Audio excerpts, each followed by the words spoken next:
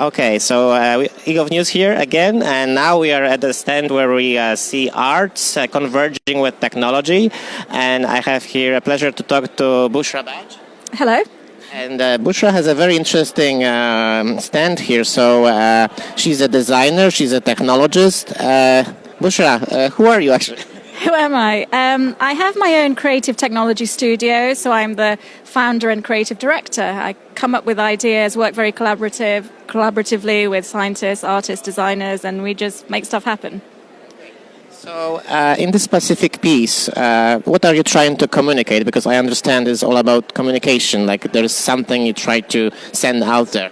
So I'm very interested in multisensory stories, and the senses that I'm stimulating with this particular story about ocean plastics are the eyes and the ears with the VR, and also another layer which is haptics. And the haptics are created by inflatables via Wi-Fi, and you can control them through the VR controller. So you kind of merge two things here. You have VR and you have haptic feedback. Yeah. And why is that? What does it add? Like, why would you provide this information? Well, actually, the largest sensory organ is the skin. You know, we have been neglecting the tactility of storytelling for too long. Okay, and now, because I understand that you actually designed those. So now, so we have arts, we have VR, we have this feedback loop. How does it come together? Okay. So the garment itself is on the premise that the waiting for a VR experience is usually longer than the experience itself. So you become a piece of the art. You put on the garment, it takes you into the zone. The prints themselves have been created. I've created in VR. I know, photobombing, that's really funny. And these prints as well appear in the VR. The other thing is, the story is called GhostNet. I need my flash. But basically, if you take a photo of the garment with a flash, it creates this structure which looks like a net. So maybe you can have a close-up of the arts here. So this is designed by, in papers. So this is your original design.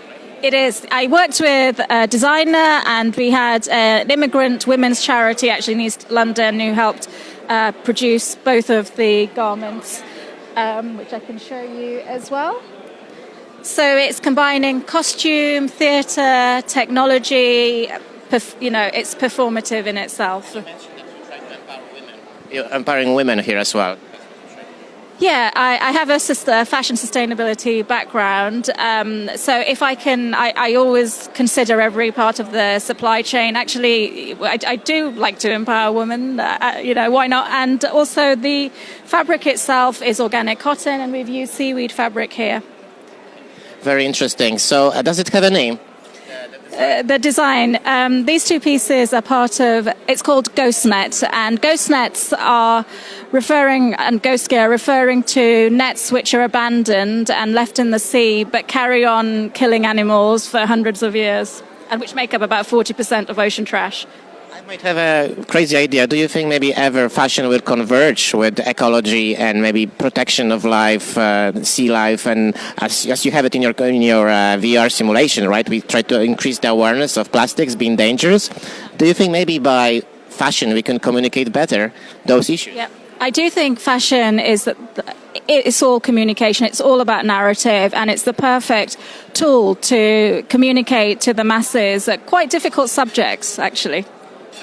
We are actually government channels, so would you give any advice to governments how they can support initiatives like yours, or do you have any line for the governments what they could do? Okay, I think there are a few different aspects.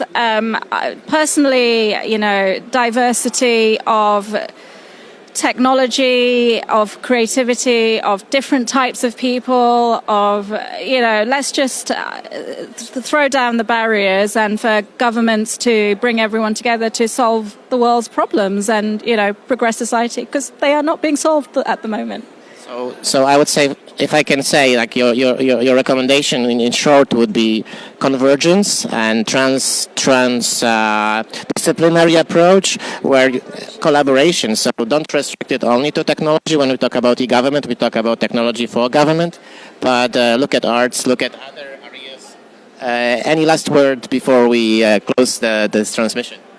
I suggest everybody try something new outside of their normal discipline and then bring it back into, yeah. So be innovative like Pusha Birch here, and thank you very much for having you. And that was it for now. Stay tuned. We will show more exhibitions later. Thank you very much. That was eGov News.